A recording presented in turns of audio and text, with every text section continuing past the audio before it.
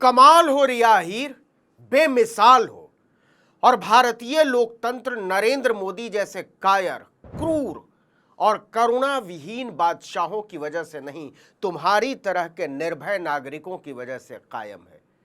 तो सबसे पहले तो तुम्हें सलाम है, नमस्कार, आदाब, सत श्री अकाल, जय भीम, जोहार। मेरा नाम है नवीन कुमार।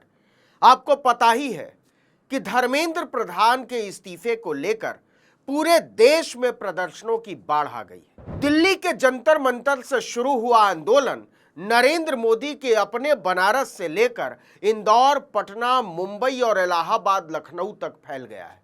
और एक लाइन में कहें तो नरेंद्र मोदी की डपोर शंख भाषणबाजी पर इस देश के नौजवानों को अब रत्ती भर भी भरोसा नहीं है, क्योंकि वो काम करने के समय मुल्क से नजरें चुराकर भाग खड़े होते हैं।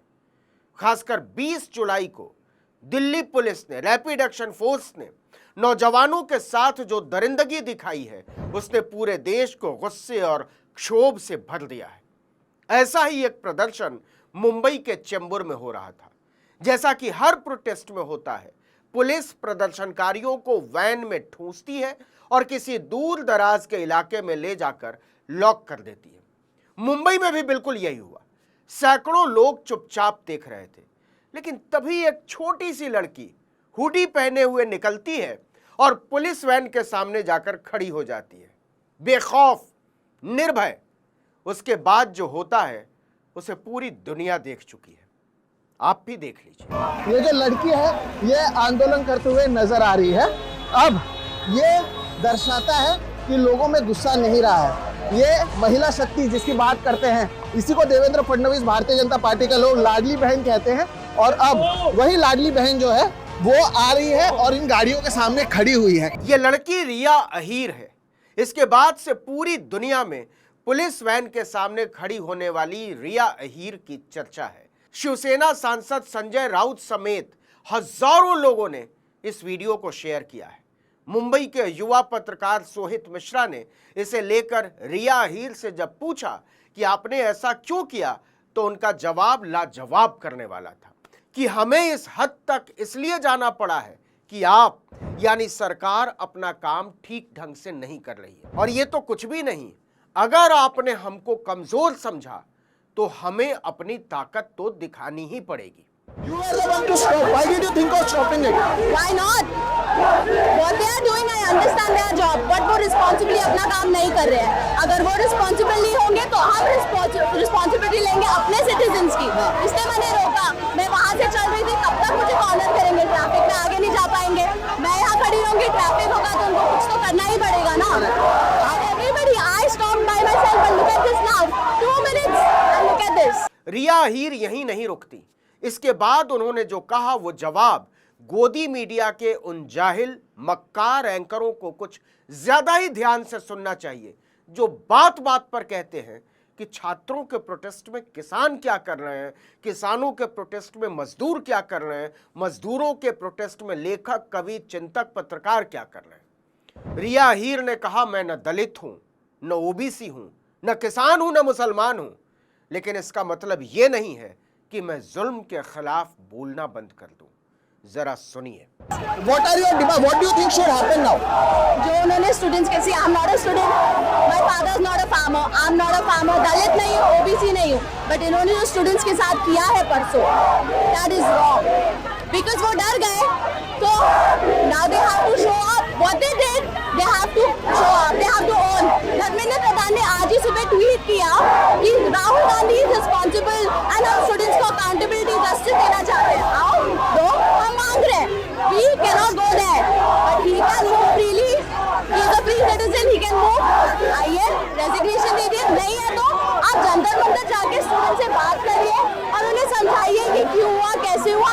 All the people is for talk to the people, man. कितना आसान सॉल्यूशन बता रही है रिया सब कुछ ठीक करने का। हमसे बात करो, बस पूछो कि हम सड़कों पर क्यों हैं और बताओ कि तुमने ऐसा क्यों किया। सिंपल। लेकिन मोदी सरकार बच्चों से बात करने से भाग रही है।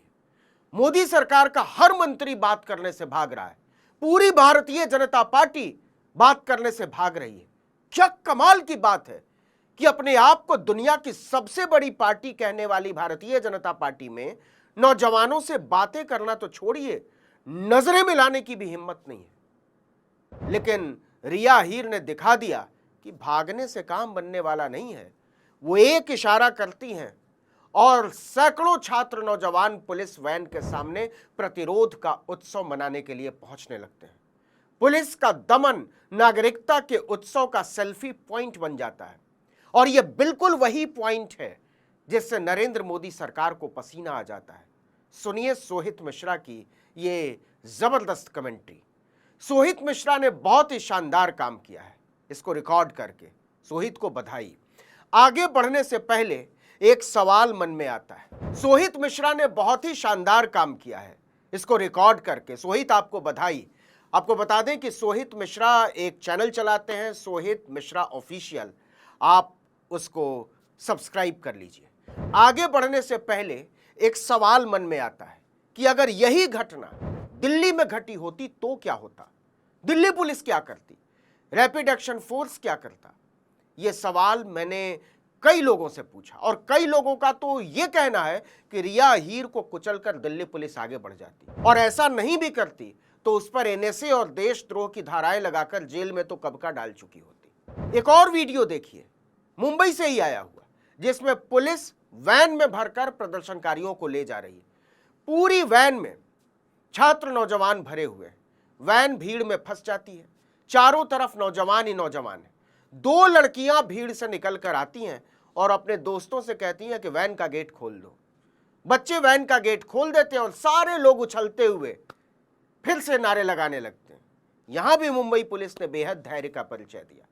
किसी के ऊपर एक मुकदमा नहीं हुआ है। ऐसे में लगता है कि दिल्ली पुलिस को मुंबई पुलिस से ट्रेनिंग लेनी चाहिए कि प्रदर्शन को और प्रदर्शनकारियों को हैंडल कैसे करते हैं। लेकिन जब तक ये धारणा मजबूत होती, एक और वीडियो सामने आ जाता है जिसमें मुंबई पुलिस को छात्रों को अपनी गाड़ी में हिरासत में लेकर कहीं ले जा रही है और रास्ते में पुलिस वाला धमका रहा है कि अभी तो छूट जाओगे, लेकिन अगर वापस प्रदर्शन में लौटे तो तुम्हारे बैग में चरस, गांजा, अफीम, ड्रग्स की पुड़िया डालकर पूरी जिंदगी बर्बाद कर देंगे। सुनिए वो बातचीत जो बच्चों ने बहुत हिम्मत करके खुद रिकॉर्ड की है। समझे कसम से घर पे इधर वापिस अगर किधर मिला नहीं नहीं नहीं तो नहीं फिर मेरे साथ बेकार आदमी नहीं बिल्कुल नहीं बिल्कुल। मैं डायरेक्ट 50-50 ग्राम पाउडर डाल देगा कि जेब में। अरे नहीं नहीं हाँ, नहीं फिर गया क्या, जिंदगी गया। नो जामीन। वो तो सर वो तो और ही खराब। तुम लोग की वजह से हम लोग को तकलीफ है अभी। तो ये चल रहा है देश में। लेकिन ये जो नौजवान है, वो चाहे रिया हीर हो या वो जिन्होंने सैकड़ों लोगों के बीच पुलिस वैन का गेट खोल दिया, आपको क्या लगता है ये नरेंद्र मोदी की क्रूरताओं और दमन और इससे ज्यादा जिम्मेदारियों से भाग खड़े होने की होशियारियों को नहीं समझते? सब समझते हैं और इन्हें अब जवाब चाहिए, हर जुल्म का हिसाब चाहिए। इस वीडियो में इतना ही, लेकिन अगर आपने आर्टिकल 19 इंडिया को अब तक सब्सक्राइब नहीं किया तो फौरन कर दीजिए। बेल आइकॉन दबाइए, घंटी जैसी आकृति, लाइक कीजिए और कमेंट करके बताइए हमारा वीडियो आपको कैसा लगा। हमारा ट्विटर हैंडल है article19_India और मेरा ट्विटर हैंडल है नवीन जर्नलिस्ट। नमस्कार।